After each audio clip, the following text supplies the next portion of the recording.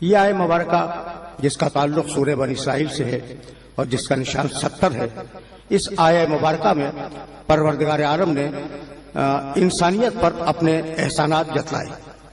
وَلَقَدْ كَرَّمْنَا بَنِي آدَمَ، ہم نے آدم کے بیٹوں کو عزت عطا کی۔ وَلَقَدْ كَرَّمْنَا بَنِي آدَمَ وَحَمَلْنَاهُمْ فِي الْبَرِّ وَالْبَحْرِ، اور ہم نے انہیں خشکی میں اور تری میں چلنا سکھلایا۔ وَرَزَقْنَاهُمْ مِنَ الطَّيِّبَاتِ، اور ہم نے انہیں پاکیزہ رزق عطا کیا۔ وَفَضَّلْنَاهُمْ عَلَى كَثِيرٍ مِّمَّنْ خَلَقْنَا تَفْضِيلًا، اور ہم نے اپنی کثیر مخلوقات پر جو ہم نے خلق کی ہیں ان پر اس آدم کی نسل کو اور ان آدم کے بیٹوں کو فضیلت عطا کی ہے۔ لقد کرمنا، ہم نے عزت دی ہے۔ لقد کرمنا بنی آدم وحملناہم، ہم نے انہیں خشکی اور تری میں چلنا سکھلایا۔ ہم نے عزت دی ہے، ہم نے خشکی اور تری میں چلنا سکھلایا۔ رزقناہم من الطیبات، اور ہم نے انہیں پاکیزہ رزق عطا کیا۔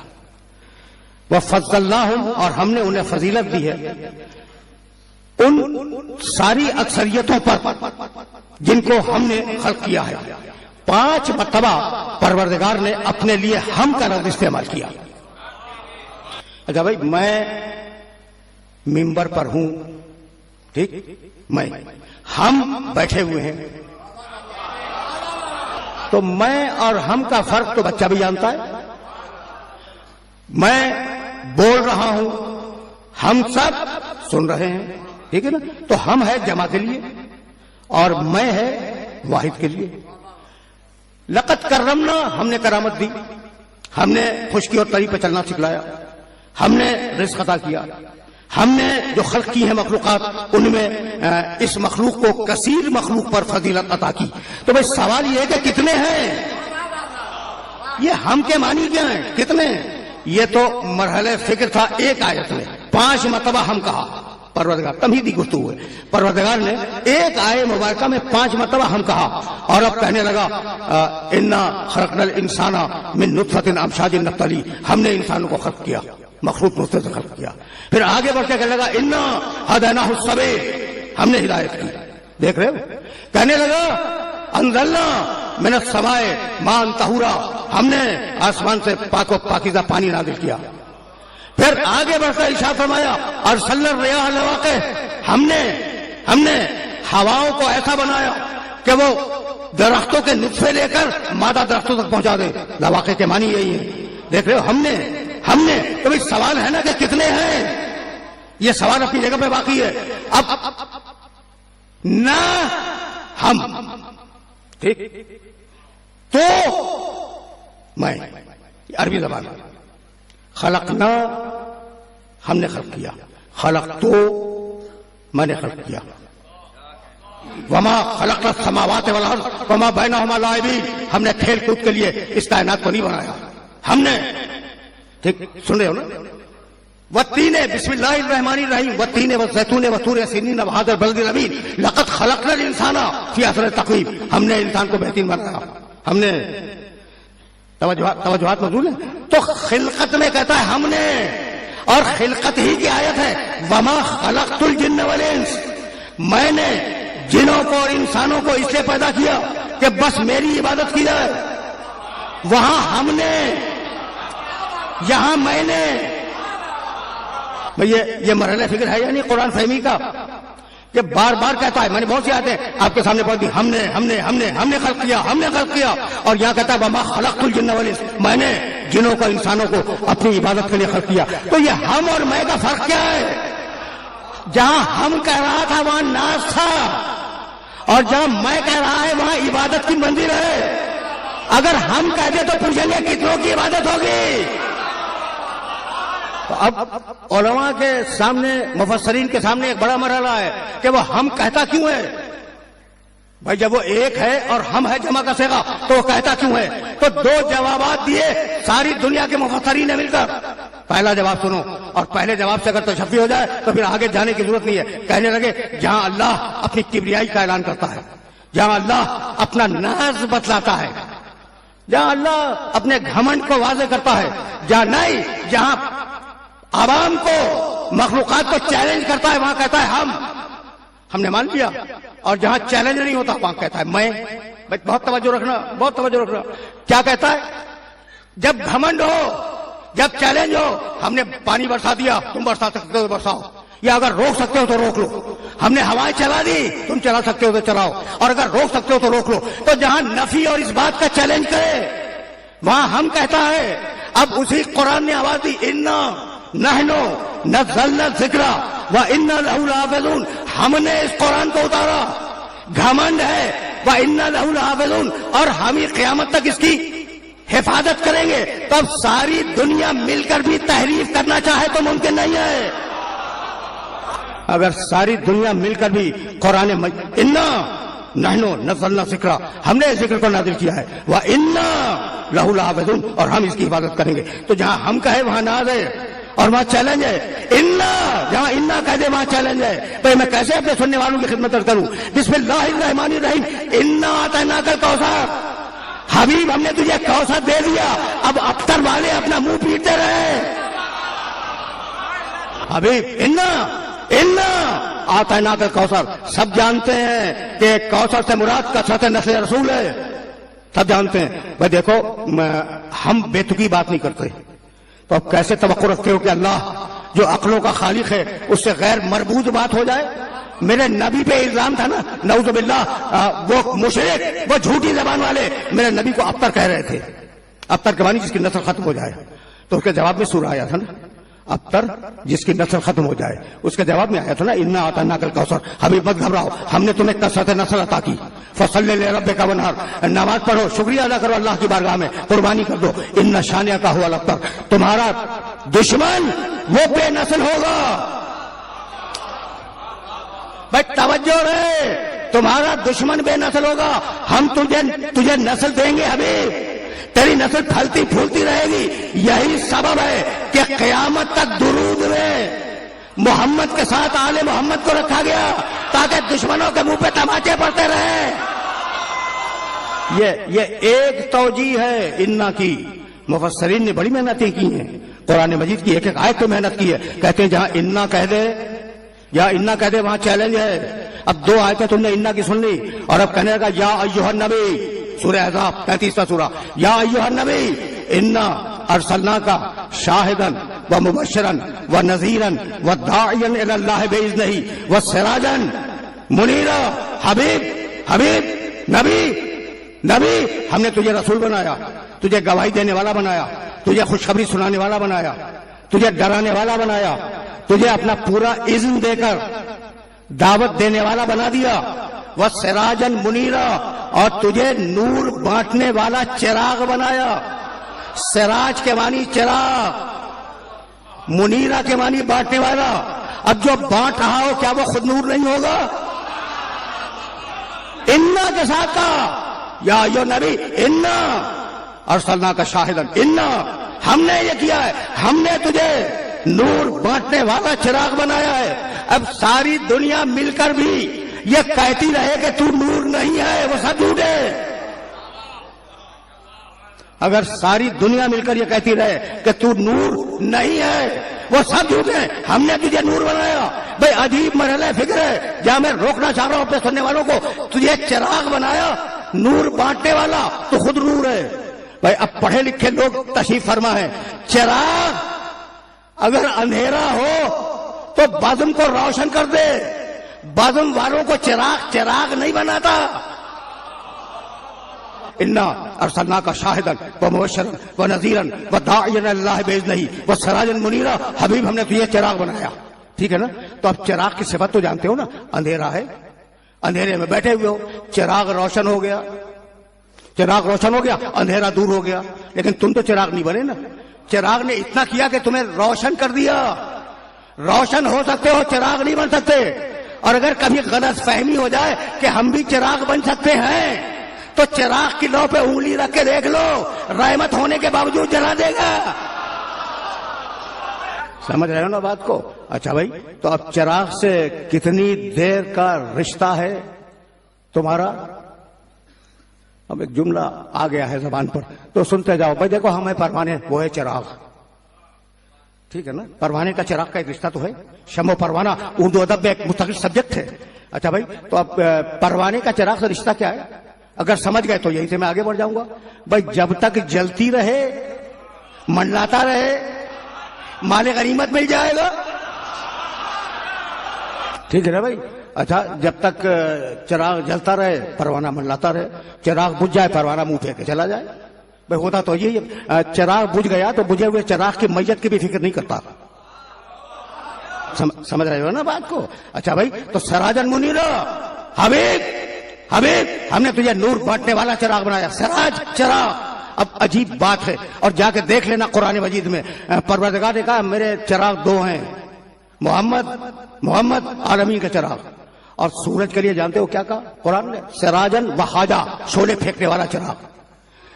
تو اب یہ نظام شمسی کا چراغ, وہ عالمین کا چراغ. میں کہنا یہ چاہ رہا ہوں کہ سورج نظام شمسی کا محمد ہے, اور محمد کائنات کے سورج ہیں. اگر یہ بات طے ہو گئی ہو تو ابھی رضویہ سوسائٹی کی وہاں بارگاہ میں یہ جملہ کہہ رہا ہوں کہ لشمس ینبغی لہا ان تدرک القمر. میں نے کسی اور سلسلے میں یہ آیت کوٹ کی سورہ یاسین کی. سورج کے لیے مناسب نہیں ہے. نہیں, ہم سورج کو یہ کام نہیں کرنے دیں گے تو جا کے چاند کو پکڑ لے. جہاں سورج کا تذکرہ وہاں چاند. توجہ رکھنا, آیتیں بہت ہیں, میں تو صرف ایک آیت پہ اکتفا کر رہا ہوں. جہاں سورج کا تذکرہ وہاں چاند.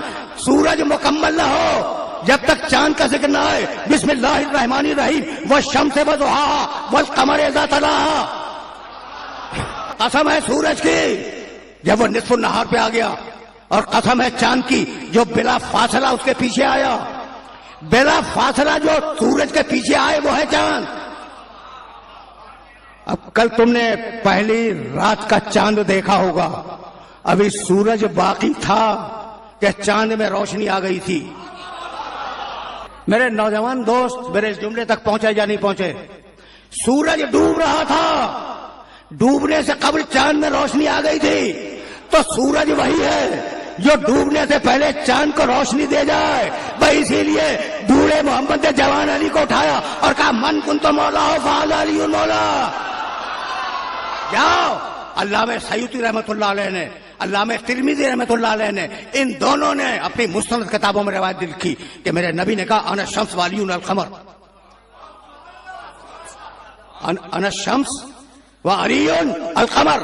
ان دونوں کتابوں کا تعلق میرے مطلب سے نہیں ہے. میں سورج ہوں, علی چاند ہے. سن لیا تم نے؟ بڑی آسانی سے گزر گئے نا, تو آسانی سے نہیں گزرنے دوں گا. میں سورج ہوں, علی چاند ہے. کل تم نے سورج دیکھا یا نہیں دیکھا؟ کل کا سورج دیکھا اور کل کا چاند بھی دیکھا. تو کیا سورج کے دیکھنے کے بعد تم نے کوئی دعا پڑھی؟ دعائے رویت شمس پڑھی؟ اگر پڑھی ہو تو بتا دو. بھائی سورج دیکھ کے کوئی دعا پڑھی جاتی ہے مسلمانوں میں؟ بھائی کہیں نہیں ہے. لیکن رویت ہلال کی دعا ہر فرقے میں مل جائے گی. چاند دیکھو دعا پڑھو. بھائی یہی سبب ہے. رسول سورج ہے, اسے کیا دیکھو گے آنکھیں جل جائیں گی. رسول سورج ہے, اسے کیا دیکھو گے آنکھیں جل جائیں گی. تو رسول کو دیکھ تو نہیں سکتے, تو اب چاند کو دیکھو اور دعا پڑھو.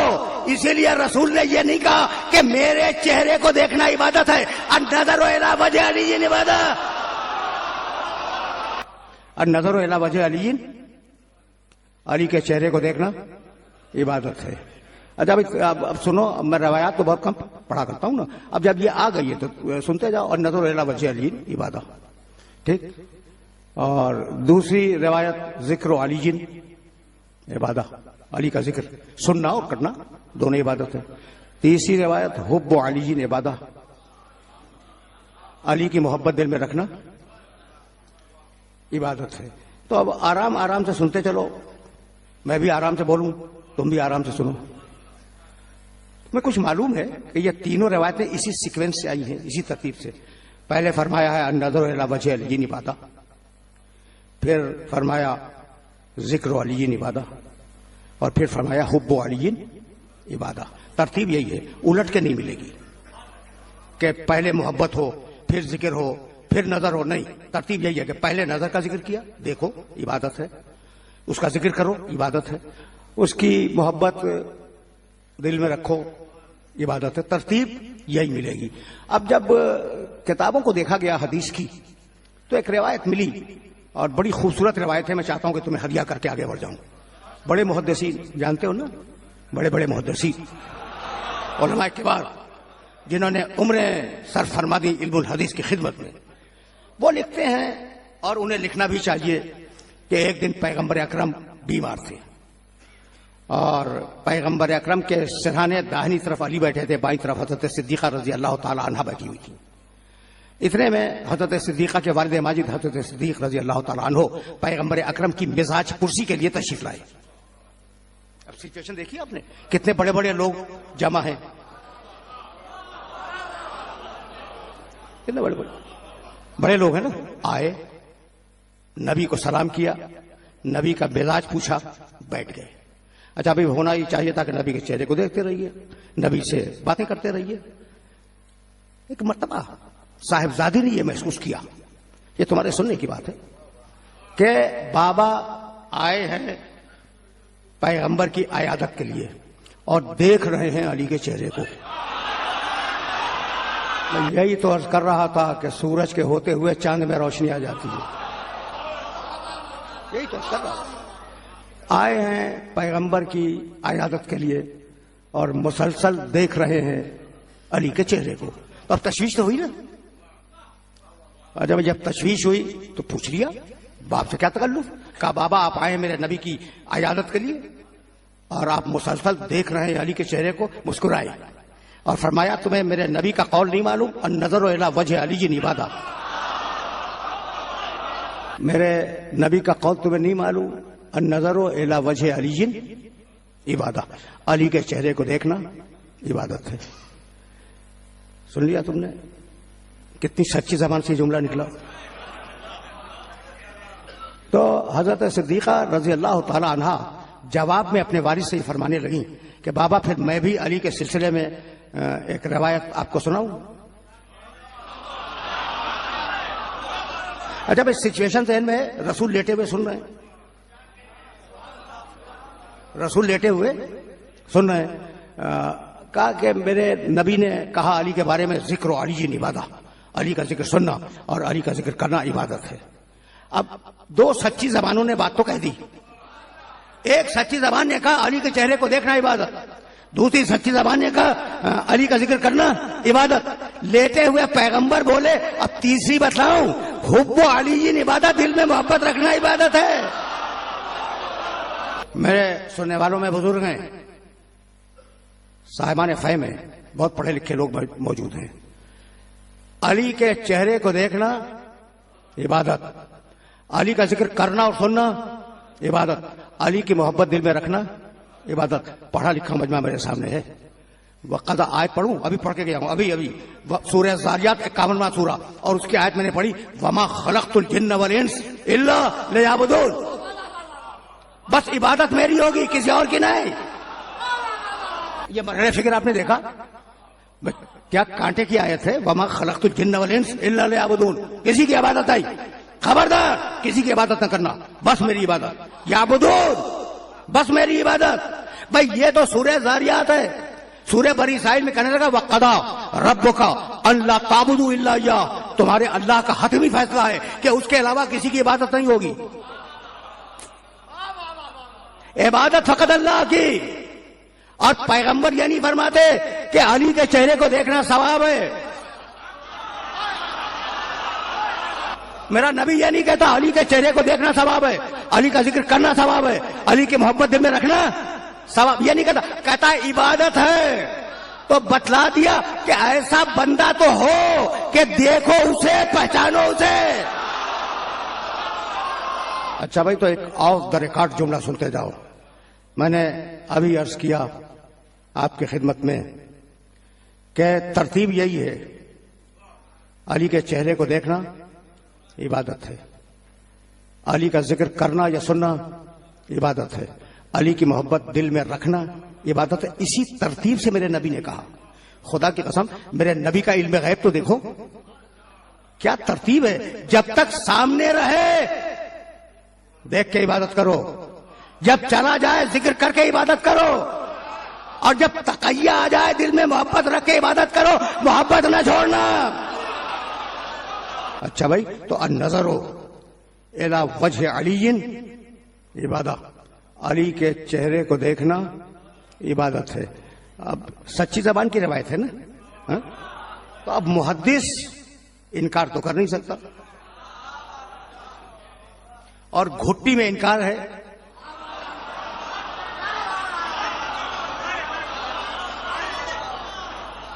میں سچ کہہ رہا ہوں کہ جس سے فضیلت علی ہضم ہو جائے وہ محدث ہی کیا، سچی بات کر رہا ہوں۔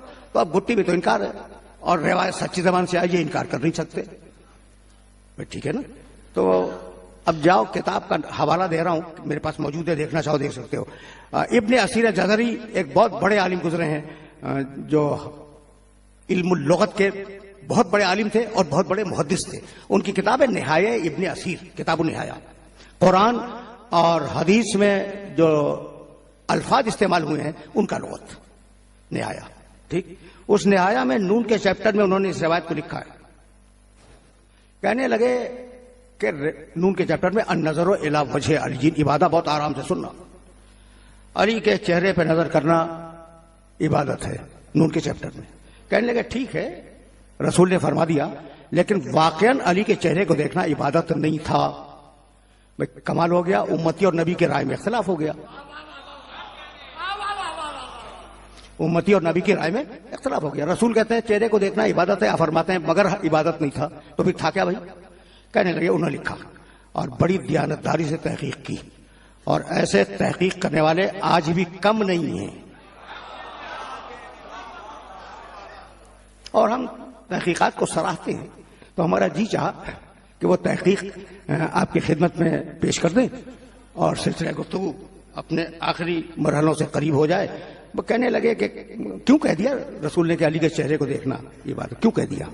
کہنے لگے بھئی بات یہ کہ کانا اذا خرج ابن منزلہی، نبی کا یہ جو فرمان ہے وہ اس لیے ہے کہ جب علی گھر سے نکلتے تھے اور مدینے کی گلیوں میں آنا جانا تو ہوتا تھا ان کا، تو جب آتے جاتے تھے تو نگاہ پڑتی تھی لوگوں کی، تو کوئی کہتا تھا لا الہ الا اللہ ما اکرم ھذا الفتى، لا الہ الا اللہ یہ جوان کتنا بڑا کریم ہے، ٹھیک۔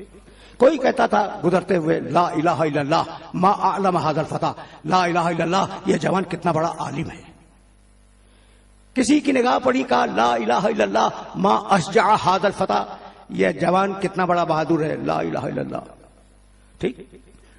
کسی کی نگاہ پڑی کہا لا الہ الا اللہ ما اتقى ھذا الفتى، لا الہ الا اللہ یہ جوان کتنا بڑا سخی ہے، کریم، عالم، بہادر، سخی، ٹھیک ہے نا۔ تو سن رہے ہو نا بھائی، اسی مرحلے کے لیے تو زحمت دی۔ تو کیا کہتے تھے بھائی لوگ؟ لا الہ الا اللہ یہ جوان کتنا بڑا عالم ہے، لا الہ الا اللہ یہ جوان کتنا بڑا کریم ہے، لا الہ الا اللہ یہ جوان کتنا بڑا بہادر ہے، لا الہ الا اللہ یہ جوان کتنا بڑا سخی ہے۔ چار فضیلتیں بیان فرمائی انہوں نے۔ تو اب تم نے اپنے علی کا کمال دیکھا کہ ابن اسیر جزری چلے تھے ایک فضیلت کو چھپانے کے لیے، چار اپنے قلم سے لکھ دے۔ اچھا بھائی، تو تم نے علی کا کمال دیکھا کہ وہ بزرگ علی کی ایک فضیلت چھپانا چاہتے تھے، علی کے چہرے کو دیکھنا عبادت ہے، اور اپنی تحریر میں چار فضیلتیں خود تسلیم کر گئے، سب سے بڑا سخی، سب سے بڑا بہادر، سب سے بڑا عالم، سب سے بڑا کریم، ہے نا۔ اچھا بھائی، تو یہ فضیلت چھپائی کیسے انہوں نے؟ تو اب سوال سمجھ میں آ گیا، نوجوان دوستوں سے پوچھ رہا ہوں، سوال سمجھ میں آ گیا بھائی؟ چار فضیلتیں لکھ دی انہوں نے، ٹھیک۔ تو یہ جو چار فضیلتیں لکھی تو کیا کہہ کے لکھی؟ لا الہ الا اللہ۔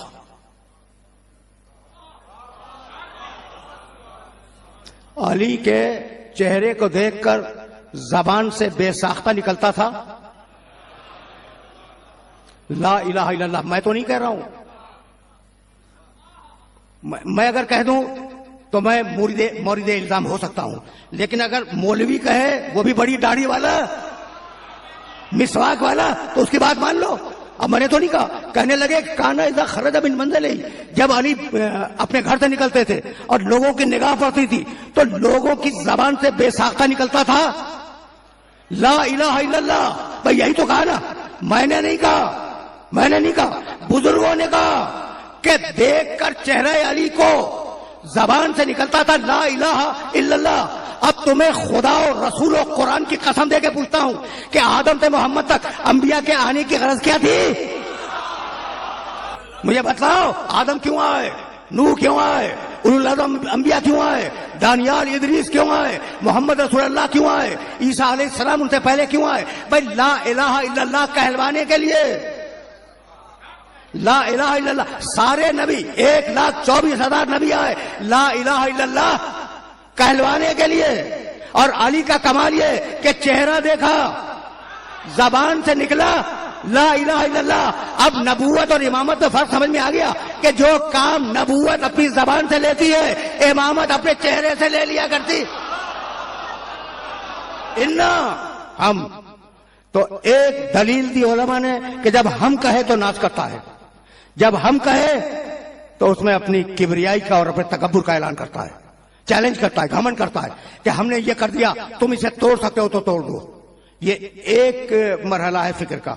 اور اب دوسرا مرحلہ فکر کا، اگر ہم کہہ دے، بھائی توجہ رکھنا، اگر ہم کہہ دے تو اس کام کو کسی وسیلے سے انجام دیتا ہے، خود نہیں کرتا.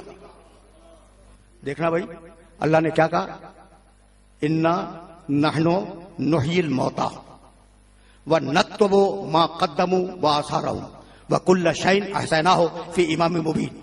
ہم مردوں کو زندہ کرتے ہیں، یہی ہے نا، ہم مردوں کو زندہ کرتے ہیں. زندہ کرتا ہے فرشتوں کے ذریعے. نکتب ما قدموا وآثارهم، اور ہم لکھتے ہیں ان کے نام اعمال کو، لکھواتا ہے کرامن کاتبین سے. تو جو کام خود کرے کہتا ہے تو، اور جو کام وسیلے کے ذریعے کروائے کہتا ہے نہ. بات واضح ہو گئی؟ یہ بات واضح ہو گئی میرے سننے والوں پر. دیکھو ایک ہے تو وما خلقت الجن والانس الا لیعبدون، خلق تو میں نے خلق کیا. اور ایک ہے نا انا خلقنا الانسان، ہم نے خلق کیا. تو جہاں میں کہے خود کیا، اور جہاں نہ کہے، توجہ رکھنا، نہ کہے وسیلے کے ذریعے کروایا. کوئی وسیلہ ہوگا. پڑھے لکھے لوگ ہو تو تمہاری آج کی محنت سہارت ہو جائے. دیکھو بھائی 2 آیتیں میں تمہارے سامنے، ایک تو کی اور ایک نہ کی. فَنَفَخْتُ فَإِذَا سَوَّيْتُهُ وَنَفَخْتُ فِيهِ مِن رُوحِي. جب میں آدم کو بنا لوں اور میں اس میں روح پھونک دوں تو تم سب سجدے میں گر جانا. میں پھونک دوں، فرشتے سے نہیں پھونکوائی.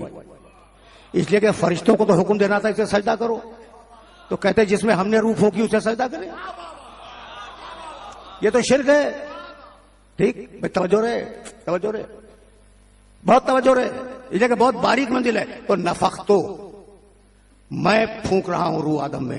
اور وہی قرآن کہتا ہے نفخنا فیہا من روحنا، ہم نے مریم میں اپنی روح پھونک دی. وہ پھونکوائی تھی جبریل کے ذریعے. پہنچ گئے. دیکھو دونوں آیتیں میں نے تمہارے سامنے پھونک، ایک سورہ بقر کی، ایک سورہ تحریم کی. ایک میں نفختو تو آدم میں روح خود پھونکی. جب مریم میں جبریل کے ذریعے پھونکوائی تھی، سب کو معلوم ہے واقعہ، معلوم ہے نا. تو نفخنا ہم نے پھونکی. تو جہاں میں کہے وہاں خود کرتا ہے، اور جہاں نہ کہے وہاں وسیلے سے کرواتا ہے. طے ہو گئی بات. بھائی بہت توجہ رہے. اب میں ایک آیت تمہارے سامنے پڑھوں. بھائی ابراہیم نے بت توڑے، سب کو معلوم ہے. بت توڑے تو پکڑے گئے، یہ بھی سب کو معلوم ہے. جب پکڑے گئے تو یہ طے کیا گیا کہ اسے آگ میں پھینک دو، یہ بھی سب کو معلوم ہے. دیکھو بھائی ابراہیم پکڑے گئے، معلوم ہے نا. اور کیسے پکڑے گئے؟ پوچھتے پھر رہے تھے کہ تم میں ابراہیم نامی کون ہے. جب بت ٹوٹے ہوئے دیکھے تھے نا، پڑھے لکھے لوگ بیٹھے ہوئے، جب آئے اور ٹوٹے ہوئے بتوں کی میتیں دیکھی تو کفن دفن کی فکر ہی نہیں. وہ پیر ہی، وہ مرید ہی کیا جو اپنے پیر کے دفن کی فکر کرے. کہنے لگے بھائی کس نے توڑا؟ وہ ایک بڈھا بولا کہ ایک شخص ہے جس کا نام ابراہیم ہے، وہ ان بتوں کو برا کہتا ہے. تھوڑا تو اسی میں ہوگا. اب ڈھونڈتے چلے ابراہیم کون ہے, تم ابراہیم ہو, تم ابراہیم ہو, تم ابراہیم ہو. اتفاق سے ابراہیم علیہ السلام کے دروازے میں پہنچ گئے. تاریخ ہے, تاریخ انبیاء. کہا بھائی تم ابراہیم نامی شخص کو جانتے ہو؟ خود ابراہیم سے پوچھا. کہا میں جانتا ہوں. کہا مجھے, اس بوڑھے نے کہا مجھے بتلاؤ وہ کہاں ملے گا. کہا کہ تم کئی آدمی ہو, میری رسم یہ ہے کہ جو میرے دروازے پہ آ جائے وہ پہلے کھانا کھاتا ہے. میرا کھانا کھاؤ. ابراہیم کا دسترخوان بڑا وسیع تھا. کھانا کھاؤ, بتا دوں گا پتہ, مجھے معلوم ہے, میں ابراہیم کو جانتا ہوں. کھانا کھایا تو کھانے کے بعد کہنے لگے کہ بتاؤ ابراہیم کون ہے. کہا میں ہوں. کہا ابراہیم تم نے برا کیا. کہا کیا برا کیا؟ میں نے کیا برا کیا؟ کہا بھائی ہم آئے تھے تمہیں سزا دینے اور تمہارا کھا لیا.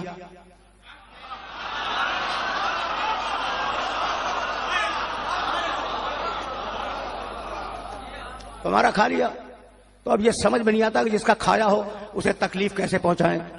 خدیجہ کا مال کھانے والوں نے یہ نہیں سوچا.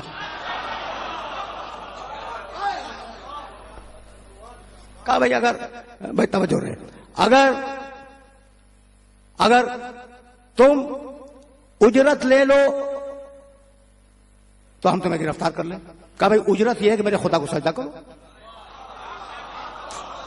اجرت یہ ہے کہ میرے خدا کو سجدہ کرو. اجرت ہو گئی. کہنے لگے کہ ہم اپنے خداؤں کو چھوڑ کے تمہارے خدا کو سجدہ کریں. ہم نہیں کریں. کہا پھر اجرت تو یہی ہے. ابراہیم بت شکن, توحید پرست, وہ سارے بت پرست. ٹھیک ہے نا. اب سچویشن دیکھی کتنی نازک ہو گئی. اب وہ آیا جو مشرکوں کا حلال مشکلات ہے, ابلیس. کہنے لگا کہ پریشانی کیا ہے. کہا بھائی ابراہیم کہتا ہے کہ اجرت ہی ہے, ہم نے کھا لیا ابراہیم کا, اور ہم اجرت دینا چاہتے ہیں. وہ کہتا ہے میرے خدا کو سجدہ کرو, ان کا کر دو.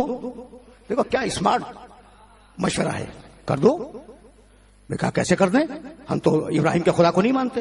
کہا بھائی دل رکھو اپنے بتوں کی طرف, سر رکھ دو.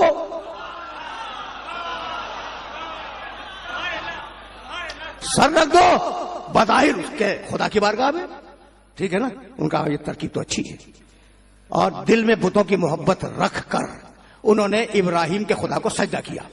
جیسے ہی وہ مشرک سجدے میں گئے, ابراہیم نے ہاتھ اٹھایا. پروردگار سروں کو جھکوانا میرا کام ہے, دلوں کو جھکوانا تیرا کام ہے. ابلیس نے مشورہ کیا دیا؟ کیا مشورہ دیا بھائی؟ کہ دل میں رکھو بتوں کی محبت, ظاہر میں پیشانی ٹکا دو ابراہیم کے خدا کے سامنے. اب میں خود ابلیس سے پوچھوں کہ تو نے یہ کیوں نہیں کیا؟ دل میں نفرت رکھتا آدم سے, ظاہر میں پیشانی ٹکا دیتا. کہا بھائی میں سجدہ نہ کر کے ابلیس تو بن سکتا ہوں, لیکن سجدہ کر کے منافق نہیں بن سکتا. اب پکڑے گئے, اجرت بھی مل گئی, پکڑے گئے. اور اب ایک طویل واقعہ ہے, میں تو ایک آیت کے لیے یہ زحمت دے رہا تھا. ابراہیم کو پکڑا, مین جنیق میں ڈالا, مین جنیق سے پھینکا گیا آگ کی طرف, اور اتنی لکڑیاں کہ اڑنے والے پرندے بھون کر اور جل کر گر پڑتے تھے. بھائی ایک آدمی کو جلانے کے لیے اتنی لکڑیاں. تو کبھی کبھی کچھ کام اعصاب توڑنے کے لیے بھی کیے جاتے ہیں, ان سے گھبرانے کی ضرورت نہیں ہے. مین جنیق سے پھینکے گئے, ٹھیک, آگ میں پہنچے. وہ درمیان سے ساری باتیں چھوڑ رہا ہوں. آگ میں پہنچے. اچھا بات پہلی بات تو سنو, قلنا یا نارو کونی بردن و سلامن علی ابراہیم. ہم نے کہا کہ اے آگ ٹھنڈی ہو جائے ابراہیم پر اور سلامتی بن جائے ابراہیم کے لیے. ہم نے کہا ٹھیک ہے نا. اب مزے کی بات یہ ہے کہ ابراہیم کے جسم پہ لباس تھا, اور ابراہیم کو ان لوگوں نے رسی سے جکڑ کے باندھا تھا. رسی جل گئی, لباس محفوظ رہا. یعنی جو لوگوں نے باندھی تھی وہ جل گئی, جو ان کا اپنا تھا وہ بچ گیا. ٹھیک ہے نا. جو لوگوں نے باندھی تھی وہ جل گئی, جو ان کا اپنا تھا. قلنا یا نارو کونی بردن و سلامن علی ابراہیم. قلنا, ہم نے کہا. اچھا کچھ یاد ہے کہ جب منجنیق میں گھوم رہے تھے تو جبریل آئے تھے اور انہوں نے کہا کہ نہیں تم سے ہمیں حاجت نہیں, تم واپس چلے جاؤ. یاد ہے نا. تو اب اللہ کہتا ہے کہ جب ابراہیم آگ کی طرف چلے اور آگ کے قریب پہنچے, قلنا, ہم نے کہا. بھائی کس نے کہا؟ جبریل تو جا چکے. کس نے کہا؟ جبریل تو جا چکے. اور اللہ جب وسیلے سے کام کرے کہے ہم نے کیا، تب ڈھونڈو اسے جس نے آگ کو گلزار کیا تھا. کوئی نہ ملا، مگر کوفے کے ممبر سے میرے علی نے آواز دی، ارے میں ہوں ابراہیم کی آگ کو گلزار بنانے والا. ایک بزرگ ہے زین العابدین برزندی. اچھا، اب ان کی کتاب مصر میں چھپی اور مصری میں رہی. یہ عالم بھی مصر کے ہیں. یا شیخ عبدالحق محدث دہلوی ایک بہت جلیل القدر محدث گزرے ہیں، اور انہوں نے جو سیرت کی کتاب لکھی ہے شواہد النبوت، اس میں یہ جملہ موجود ہے. دیکھنا ہو دونوں کتابیں میرے پاس دیکھ لینا. جانتے ہو ان دونوں بزرگوں نے کیا کہا؟ روایت ہے، اب روایت کا ذمہ دار میں نہیں ہوں، وہ روایت کے ذمہ دار ہے یہ دونوں بزرگ، شیخ زین العابدین برزندی اور محدث دہلوی. یہ دو بزرگ اس روایت کے ناقل ہیں کہ ان دونوں بزرگوں نے کہا کہ ابراہیم پر آگ جو گلزار بنی تھی اس کا سبب یہ تھا کہ ان کے صلب میں محمد اور علی کا نور تھا. روایت سن لی نا، آسانی سے تم نے سن لی. میں ابراہیم پہ آگ گلزار کیسے بنی؟ صلب میں محمد اور علی کا نور تھا تو آگ بجھ گئی. ٹھیک، وہ جلائی ہوئی آگ وہ بجھ گئی. اچھا بھائی، یہ کون سے باپ ہیں محمد اور علی کے ابراہیم؟ 42 کم سے کم اختلاف ہے شجرے میں کہ ابراہیم تک رسول اللہ سے اور علی سے کتنی پوچھتے ہیں. کم سے کم 42 ہیں. ٹھیک، تو کم سے کم 42 پوچھتے ہیں. جس محمد کا اور جس علی کا نور 42 پشت اوپر ابراہیم کو آگ سے بچا سکتا ہے، کیا وہ عبداللہ اور ابو طالب کو بچا نہیں سکتا؟ ہے نا قابل غور بات.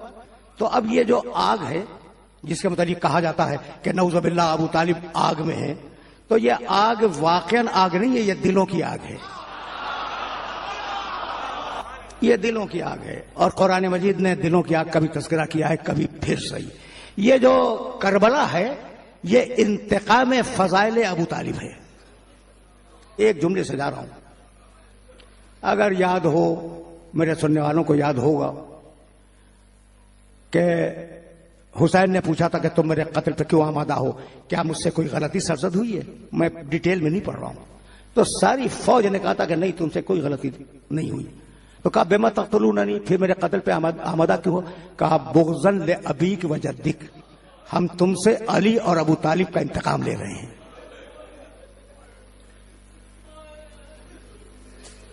اگر یہ انتقام نہ ہوتا تو حسین کو ضرورت نہیں تھی مدینہ چھوڑنے کی.